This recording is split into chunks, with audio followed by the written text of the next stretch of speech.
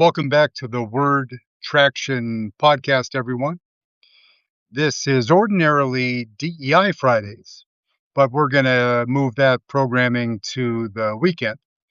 So, I apologize for the uncomfortable title, perhaps, of Trump licks the icing off the cupcakes.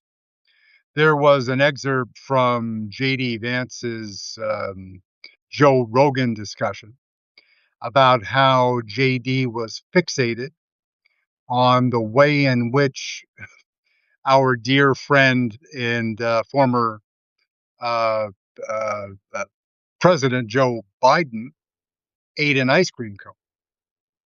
That was just, you know, some version of TMIWTF and a reminder as people are sneaking up on me with lawn machinery. So we're going to just kind of marshal through. I had new noise canceling headgear, but I had a little malfunction, so I'm going to just try to soldier on. The idea, JD Vance is just, he's such a despicable human being in every possible way.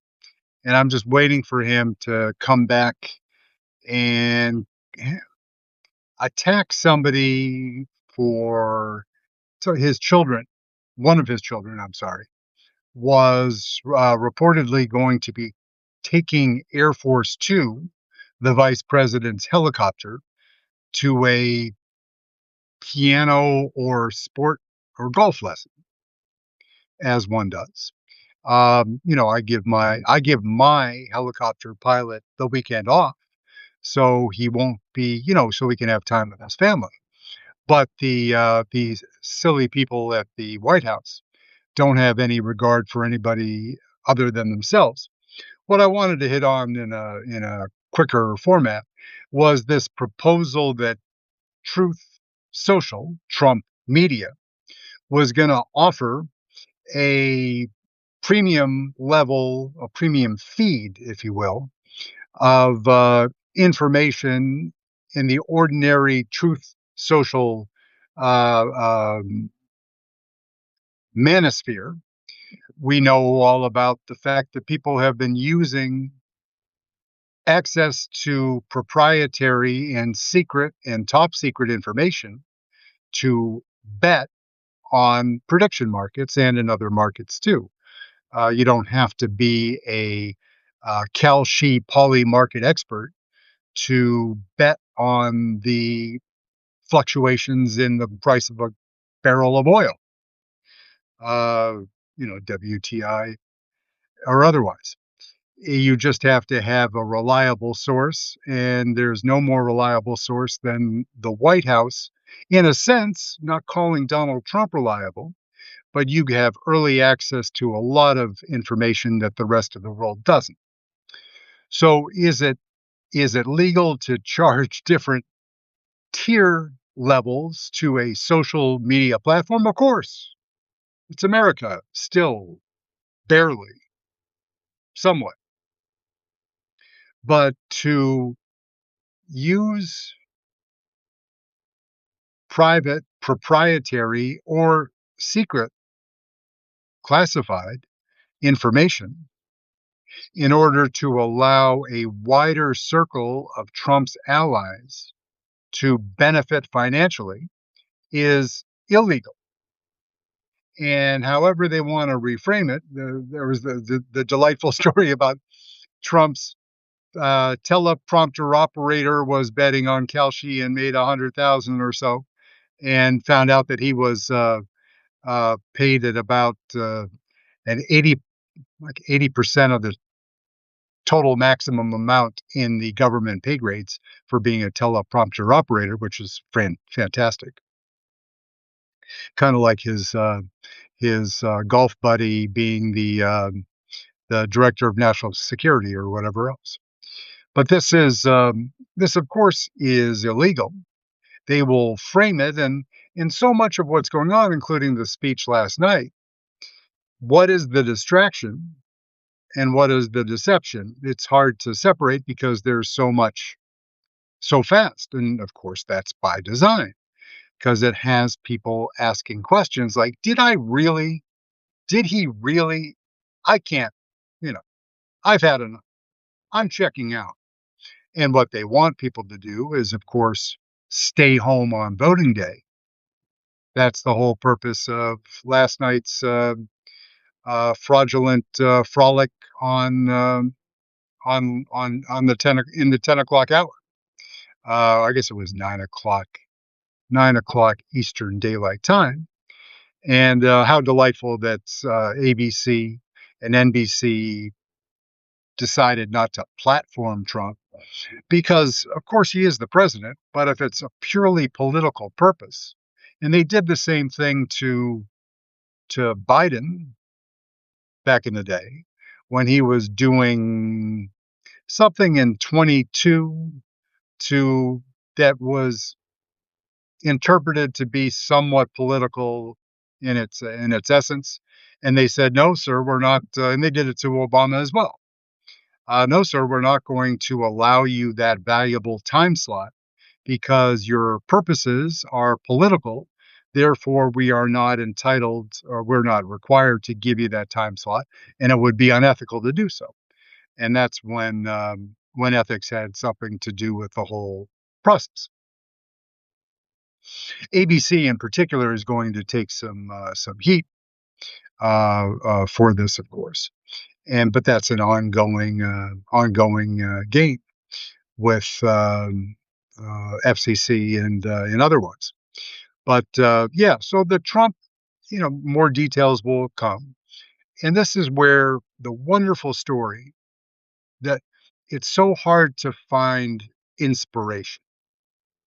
But if you look at the Warner deal and you caught the press conference 4 days ago, maybe it was Monday, by Rob Bonta, the wonderful California Attorney General, standing up there on behalf of himself, on behalf of his citizens, and 11 other AGs that were filing suit to stop the merger with the Ellison family and Time Warner, Paramount and Time Warner.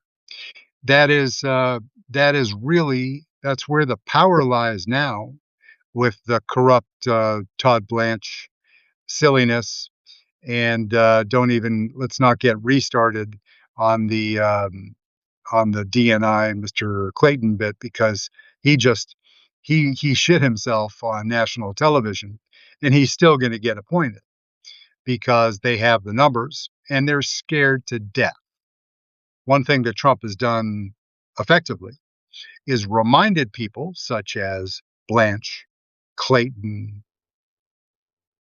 and senators more generally that pizza deliveries are 24 hours a day.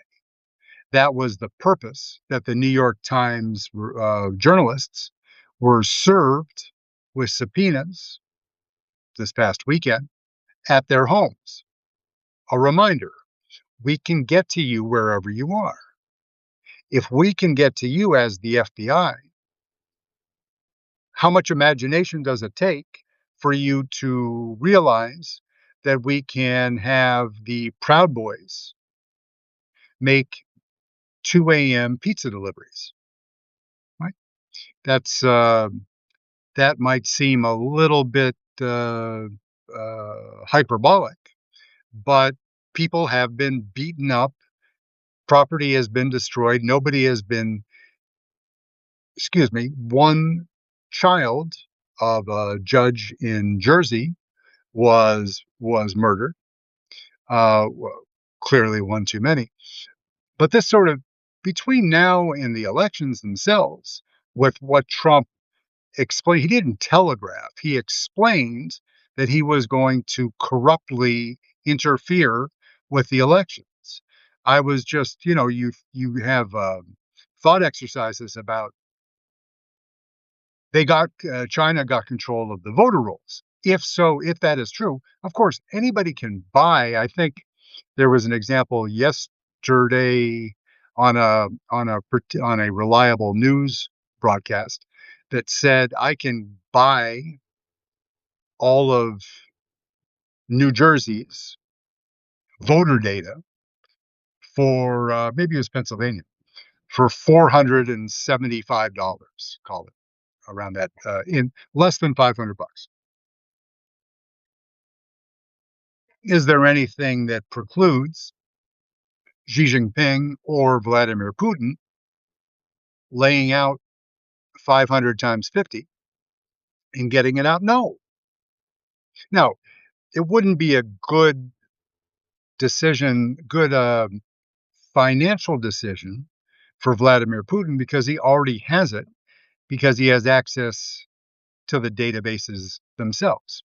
And that information, of course, we don't want to be too precious. We don't want to provide it to the Trump administration to help them disrupt elections. And we want to have that separation between, elections state run, state voter rolls, property of state and citizens, not federal government. But we don't want to get too precious because this information is already out there and it is already in the Palantir databases, already there. So what remains private of our personal data is less and less each and every day that goes by. And as you've probably heard this, the AI thing appears to be a little bit more than fake news. So any remaining personal data, there's some of it like medical records. There's a higher threshold requiring those that hold HIPAA, that hold private medical information.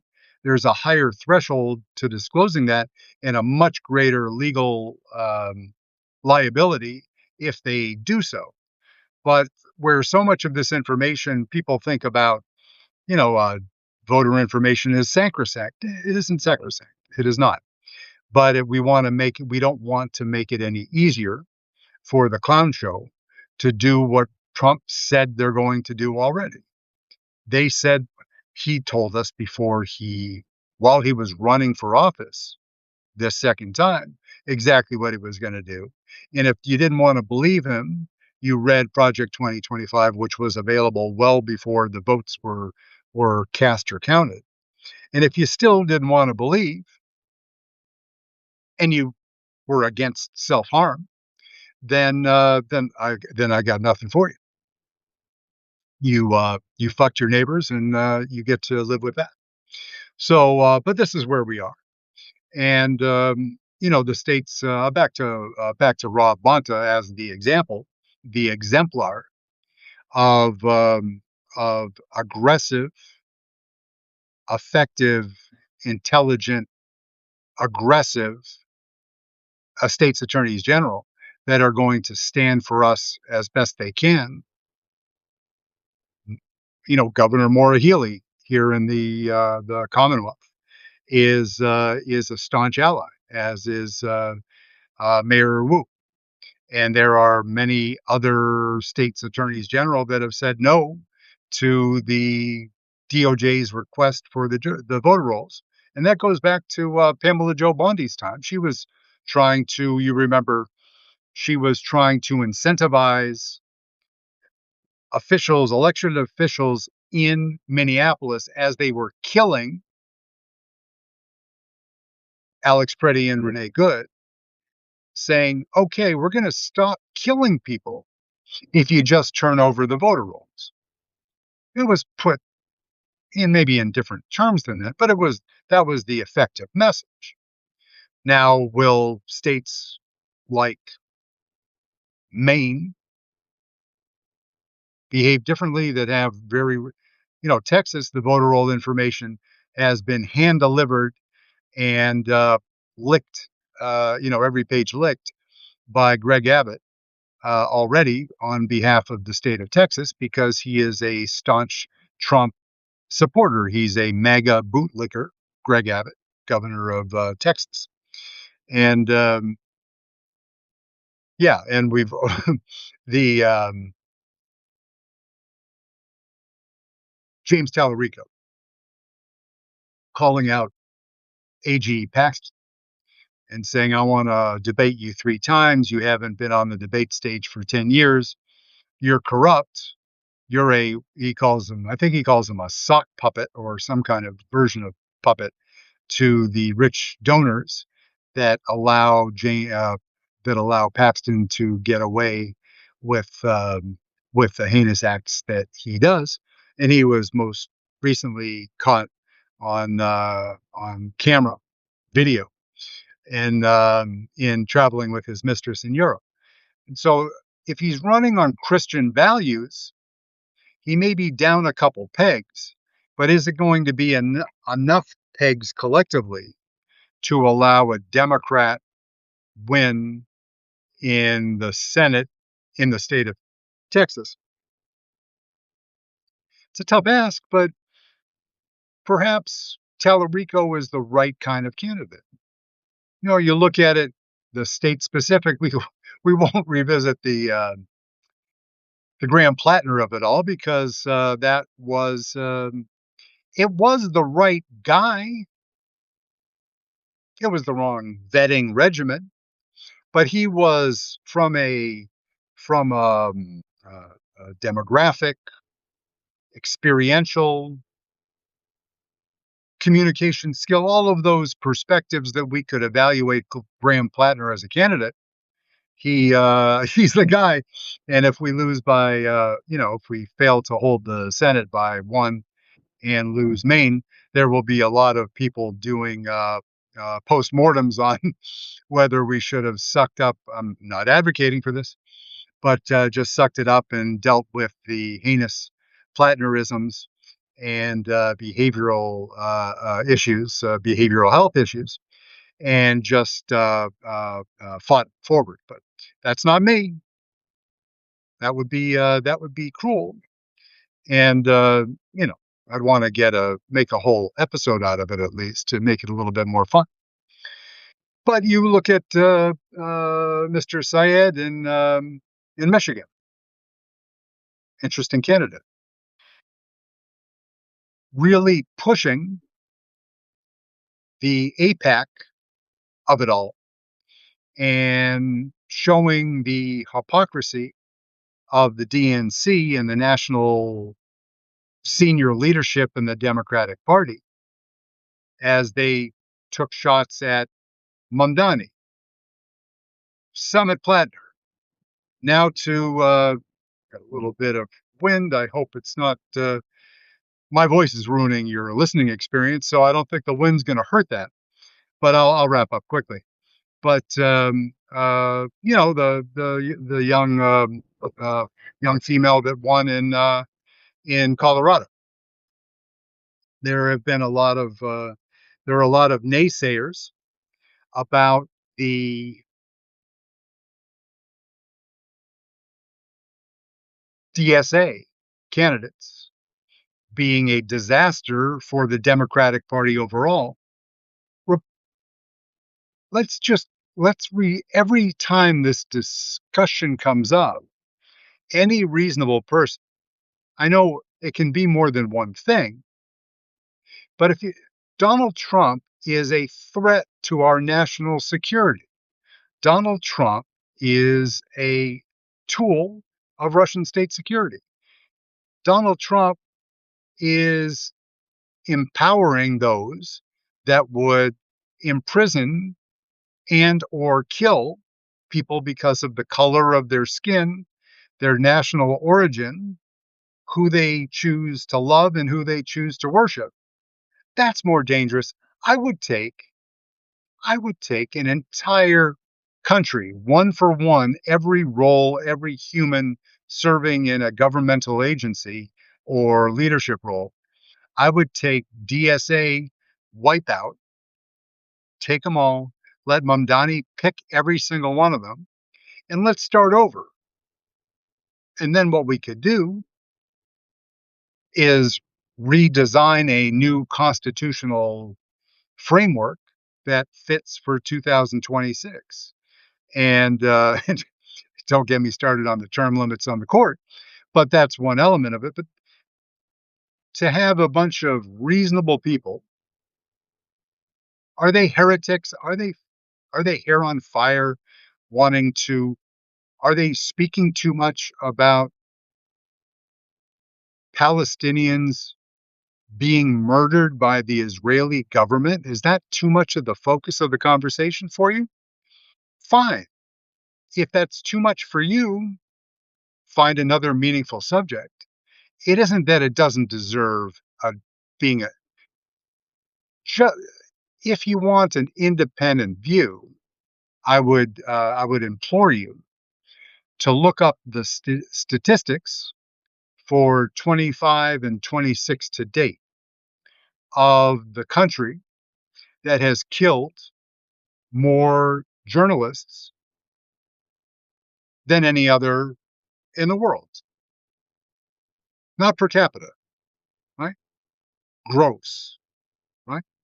You, I would, if you need a sanity check, saying that you're hearing, I don't know what to believe. Israel has been our allies for, and I am. It's it's a shame that people like Netanyahu put us in these situations, just as it's a shame that Donald Trump does. People say you're not patriotic, you don't love your country. I love my country. I love the United States of America. I love the flag. I love baseball, hot dogs, apple pie, and Chevrolet. All of those things. But Donald Trump is trying to destroy everything that makes America great, including the Constitution and the courts.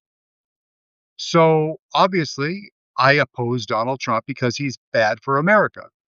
If you're taking the opposite side of that and you're supporting the the openly, black letter racist policies that he is employing to attack brothers and sisters of yours and mine, again, I got nothing for you because there's something deeply wrong with you spiritually, physically, behaviorally, or psychologically that I can't help you with. I don't have that kind of skill. And I wouldn't want to touch you and have that on my hand. So get ye to another nunnery and work your shit out.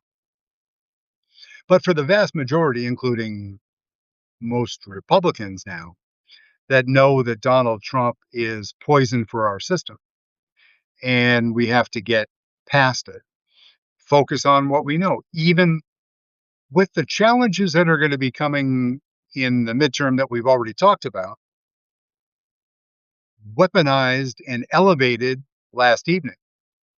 Then what we can do, it's easier in a way. It makes everything more, it crystallizes and clarifies the way that stress and authoritarianism sometimes does. All we can do is win on turnout. Win on turnout. Support those that are going to make sure that people will have access to polling places. Support those that voted by mail and need to vote by mail because of disability or other limitations. Support those things, and we can have the Budapest effect. Have what happened in Hungary. Not everything is analogous in Hungary, and Peter Magyar is not to the right of Attila the Hun, but he's not a lefty, but he's an improvement. So whatever comes after MAGA in the midterms is going to be better. Whatever comes after Trump in 2028 is going to be better. And all we need to do, it's a lot of work, is break turnout records because the sheer numbers, they won't be able to lie their way out of the turnout returns because they'll be so overwhelming that he'll just have to go off and buy a one-way ticket to The Hague. In any case, I thank you. And if you're a day trader, then maybe it's worthwhile to take a taste of this Truth Social premium subscription thing. Of course, you're putting more money into Trump's pocket. So I, of course, would not advocate for that. But I will hope that the state's attorneys general will attack now and or after he leaves office.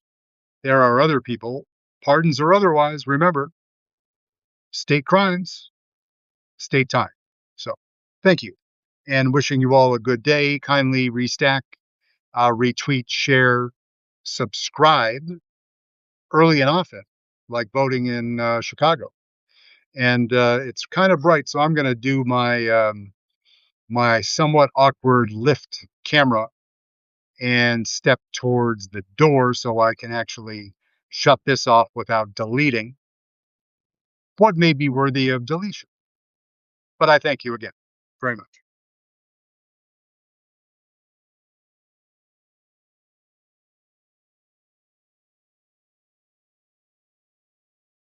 Friendly neighbor, thick greenery, so you can't see perhaps the lawn equipment. Hard to work on a sunny and beautiful Friday in northern New England. Bear with me. Thank you very much.